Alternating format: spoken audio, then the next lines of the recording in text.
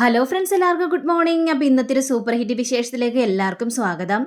അങ്ങനെ നമ്മുടെ Ananya divorce paper അഴക്കുന്ന കാര്യത്തെക്കുറിച്ച് ഇങ്ങനെ സംസാരിക്കണം. ഓഹോ, അപ്പോൾ നീ തീരുമാനിച്ചോ ഡിവോഴ്സ് പേപ്പർ അഴക്കുന്ന കാര്യം?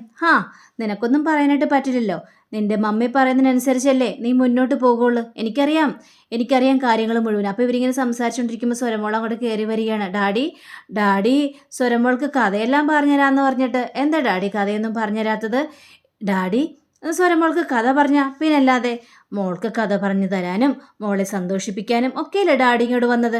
അപ്പം പിന്നെ അത് പറഞ്ഞു തരാതിരിക്കാൻ പറ്റുമോ എന്നും പറഞ്ഞ് കൊച്ചിനോടൊപ്പം ചിലവഴിക്കുകയാണ് നമ്മുടെ അനിരുദ്ധ്. പക്ഷേ ഈ സമയം തന്നെ പ്രേമയ്ക്കാണെങ്കിലാകെ കലിമൂത്തൊരവസ്ഥയിൽ അവർ രണ്ടുപേരും ഇപ്പോൾ ഒരു റൂമിലാണല്ലോ. ദൈവമേ, അവരെങ്ങനെയെങ്കിലും പിരിക്കണം. പിരിച്ചില്ലെങ്കിൽ ശരിയാവില്ല. അല്ലെങ്കിൽ എൻ്റെ മോളുടെ ജീവിതം ഇനിയും അവൻ കുളം തോണ്ടും. അതിന് ഞാൻ സമ്മതിക്കില്ല. അവൻ ഈ വീട്ടിൽ ഇനി നിൽക്കാനായിട്ട് പാടില്ലെന്നും പറഞ്ഞുകൊണ്ട് ആകെ തലപ്പൊക്കെ ഞാൻ ആലോചിച്ച് അങ്ങോട്ടും ഇങ്ങോട്ടും പരക്കമി നടക്കുകയാണ്. അപ്പോൾ പ്രേമയുടെ ഭർത്താവിനാണെങ്കിൽ അത് അങ്ങോട്ട് തീരെ അങ്ങോട്ട് ഇഷ്ടമാവുന്നുമില്ല. പ്രേമയുടെ ഭർത്താവ് ഒരു നല്ല മനുഷ്യനാണല്ലോ. പക്ഷെ പ്രേമയുടെ മനസ്സാണെങ്കിൽ ഒരു ദുഷ്ട മനസ്സല്ലേ. നമ്മുടെ സരസ്വതിയുടെ മനസ്സ് എങ്ങനെയാണോ അതേപോലെ തന്നെയാണ് ഈ പ്രേമയുടെ മനസ്സും. അങ്ങനെ പിന്നീട് കാണിക്കുന്നത് സുമിത്ര മോൾക്ക് ഭക്ഷണം എല്ലാം വിളമ്പി എല്ലാം കൊടുത്ത് അവർ സന്തോഷത്തോടെ ഇങ്ങനെ പിരിയാനായിട്ട് പോവുകയാണ്. അപ്പോൾ അമ്മ ഞാനേതായാലും പോട്ടെ അമ്മയെന്ന് ചോദിച്ചു കഴിഞ്ഞപ്പോഴേക്കും മോളെ ഏതായാലും ഞാൻ അമ്പലത്തിൽ പോകുന്നുണ്ട്. അമ്പലത്തിൽ പോയി നിങ്ങൾക്ക് എല്ലാവർക്കും നല്ലൊരു വഴിപാടും കഴിക്കുന്നുണ്ട്. എല്ലാ പ്രശ്നത്തിനും പരിഹാരം കാണുക തന്നെ ചെയ്യും മോൾ ടെൻഷനൊന്നും അടിക്കണ്ട. അപ്പോൾ സരസ്വതിയും എടുത്ത് വായിക്കും. അല്ല ശീതളെ, എന്താണ് നിൻ്റെ ഭർത്താവ് ഇങ്ങോട്ട് വരാത്തത്? അല്ല, സച്ചിനെ കാണണം എന്നൊക്കെ ഞങ്ങൾ കൂടുതൽ ആഗ്രഹിച്ചിട്ടുണ്ട്. പക്ഷേ സച്ചിൻ എന്താ സുമിത്രയെ കാണണമെന്നൊരു ആഗ്രഹവും ഇല്ലേ?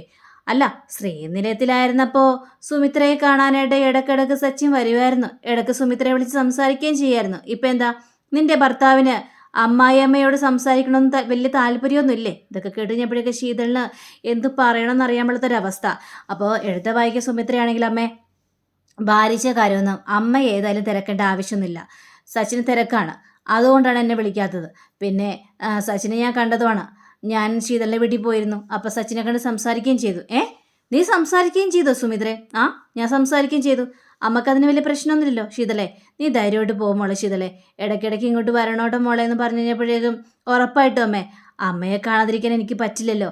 അമ്മയോട് സംസാരിക്കുമ്പോഴാണ് എൻ്റെ മനസ്സിന് നല്ലൊരു ആശ്വാസം കിട്ടുന്നത്. ശരിയമ്മയെന്നും പറഞ്ഞ് ശീതൾ അവിടെ നിന്ന് പോവുകയാണ്. അപ്പോൾ ശീതൾ അവിടെ നിന്ന് പോയി കഴിഞ്ഞപ്പോഴേക്കും സരസ്വതി അമ്മ വീണ്ടും സുമിത്രയോട്, അല്ല സുമിത്രേ, എന്തെങ്കിലും ശീതളിന് പ്രശ്നമുണ്ടോ? അല്ല, എനിക്കങ്ങനെ തോന്നിയേ. അവളുടെ മുഖത്ത് പണ്ടത്തെ പോലെ സന്തോഷവും സമാധാനമൊന്നും ഞാൻ കണ്ടില്ല. എത്ര നന്നായിട്ട് കളിച്ചും ചിരിച്ചും സംസാരിച്ചുകൊണ്ടിരുന്ന വെച്ച കുട്ടിയാണ്. ഇപ്പോൾ വല്ലാത്തൊരു മോഹം തന്നെയാണ്. അമ്മേ, എല്ലാവർക്കും എപ്പോഴും ഒരേപോലെ ഇരിക്കാൻ പറ്റുമോ? അല്ല, അമ്മയുടെ സ്വഭാവം എപ്പോഴും ഒരേപോലെയാണല്ലോ എന്ന് വിചാരിച്ച് എല്ലാവർക്കും ഒരേപോലെ ഇരിക്കാനായിട്ട് പറ്റില്ലല്ലോ. അതെന്താ സുമിത്രേ, എൻ്റെ സ്വഭാവത്തിന് എന്താ മാറ്റം വന്നില്ലേ?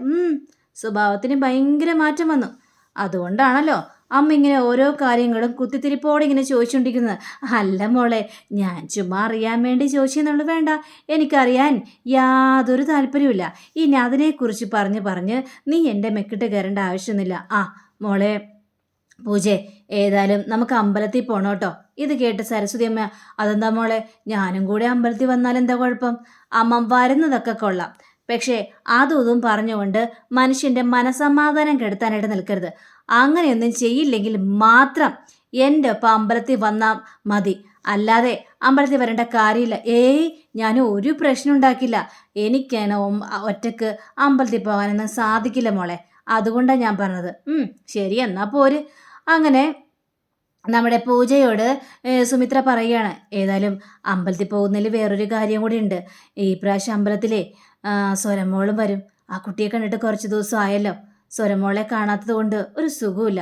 ആ കുട്ടിയെ കാണുമ്പോഴേ എനിക്ക് വല്ലാത്തൊരു അടുപ്പമാണ് മോളെ തോന്നുന്നത്. അതുകൊണ്ട് സ്വരമോളും പറഞ്ഞിരിക്കുകയാണ്, ടീച്ചറമ്മ അമ്പലത്തിൽ വന്നം, നമുക്ക് അവിടെ വെച്ച് കാണാമെന്നൊക്കെ. അതുകൊണ്ടാണ് അമ്പലത്തിലേക്ക് പോകാമെന്ന് ഞാൻ വിചാരിച്ചത് എന്ന് സുമിത്ര പൂജയോട് പറയണം. അപ്പോൾ ഇതൊക്കെ കേട്ടുകഴിഞ്ഞപ്പോഴേക്കും പൂജയ്ക്കും വളരെയേറെ സന്തോഷം തോന്നിക്കുകയാണ്. പിന്നീടും നമ്മുടെ ദീപുവിനെ കാണിക്കുകയാണ്. അപ്പോൾ ദീപു രഞ്ജിതയെ കാണാനായിട്ട് വരികയാണ്. അപ്പോൾ രഞ്ജിതയെ കാണാനായിട്ട് വന്നു കഴിഞ്ഞപ്പോഴേക്കും, എന്താ ദീപു, ഇനി എന്താ നിനക്ക് ആവശ്യം? ഒരാവശ്യമില്ല മേഡം. ആവശ്യമുണ്ട്. അല്ല, മേഡം പൈസ തരാമെന്ന് പറഞ്ഞിരിക്കുകയാണല്ലോ. അപ്പോൾ പിന്നെ മേഡത്തെ ഇടയ്ക്കിടയ്ക്ക് ഇങ്ങനെ കാണാൻ വേണ്ടി വരുന്നല്ലോ. അപ്പം മേഡം എന്ന് പറഞ്ഞൊരു വിളി ദീപു കളിയാക്കിക്കൊണ്ട് സംസാരിക്കുകയാണ്. രഞ്ജിത, എനിക്ക് തരാനുള്ള പൈസ ഇനി എപ്പോൾ തരും? ദീപു, ഞാൻ പറഞ്ഞല്ലോ ഞാനിപ്പോൾ കുറച്ച് ടൈറ്റിലാണ്. എന്താ രഞ്ജിത ഇത്? എൻ്റെ ടൈറ്റിനേക്കാളും വലിയ ടൈറ്റാണോ നിങ്ങളുടേത്? അറിയാലോ കാര്യങ്ങളെല്ലാം. അനിരുദ്ധ് വന്നിട്ടുണ്ട്. ഇതിലൂടെ ഞാൻ സത്യങ്ങളൊന്നും പറയണ്ടെങ്കിൽ എനിക്ക് പൈസ തന്നേ മതിയാവുള്ളൂ. എന്താ ദീപു, നീ ബ്ലാക്ക് മെയിലറെ പോലെ സംസാരിക്കുന്നത്? അങ്ങനെയൊന്നും ചിന്തിക്കേണ്ട കാര്യമില്ല രഞ്ജിത. എനിക്കങ്ങനെ ബ്ലാക്ക് മെയിലറെ പോലെ സംസാരിക്കേണ്ട കാര്യമൊന്നുമില്ല. രഞ്ജിത പൈസ തന്നു കഴിഞ്ഞാൽ ഞാൻ അങ്ങോട്ട് പോയിക്കോളാം. ഈ ദീപുവേ നന്ദി കാട്ടുന്നവനാണ്, അല്ലാതെ നിങ്ങളെപ്പോലെ നന്ദികേടൊന്നും ഞാൻ കാണിക്കാറില്ല. അപ്പം ഇതൊക്കെ കേട്ട് കഴിഞ്ഞപ്പോഴേക്കും രഞ്ജിതയാണെങ്കിൽ ദീപു കാര്യങ്ങളെല്ലാം വഷളായിക്കൊണ്ടിരിക്കുകയാണ്. സുമിത്രയുടെ അരികിലേക്ക് ഓരോ മക്കളായിട്ടും വന്നു ചേർന്നുകൊണ്ടിരിക്കുകയാണ്. ആദ്യം ശീതള വന്നു, അതിനുശേഷം സരസ്വതിയമ്മ വന്നു, ഇപ്പം അനിരുദ്ധ് വന്നിരിക്കുകയാണ്. അനിരുദ്ധ് വിചാരിച്ചിരിക്കുന്നത് സുമിത്ര മരിച്ചുവെന്നാണ്. പക്ഷേ സത്യാവസ്ഥ അവൻ തിരിച്ചറിയുക തന്നെ ചെയ്യും. അങ്ങനെ ഒരിക്കൽ അനിരുദ്ധ് സുമിത്രയുടെ മുന്നിൽ എത്തിക്കഴിഞ്ഞിട്ടുണ്ടെങ്കിൽ പിന്നെ എന്താകും സ്ഥിതി?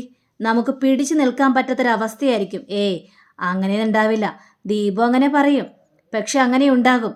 ദീപു അവനോട് എത്ര നാൾ കള്ളം പിടിച്ചു നിൽക്കും?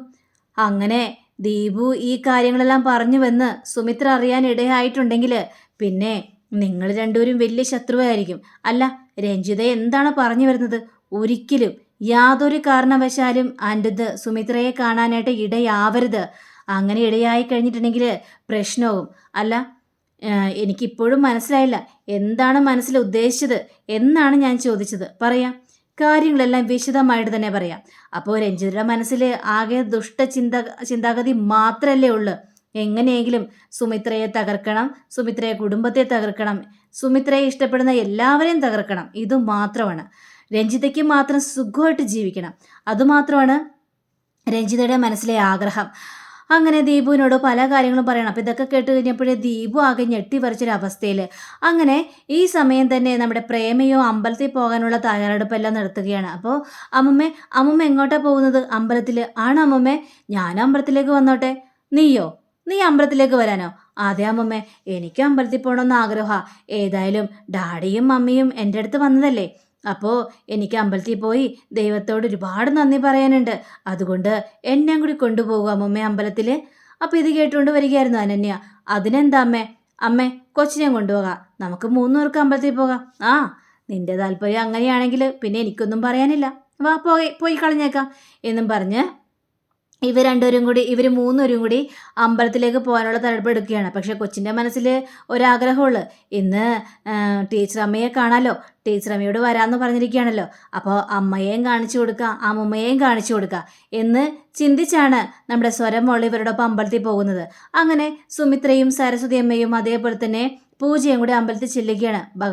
ദേവിയുടെ മുന്നിൽ നിന്ന് ഭയങ്കരമായിട്ടും പ്രാർത്ഥിക്കുകയാണ്.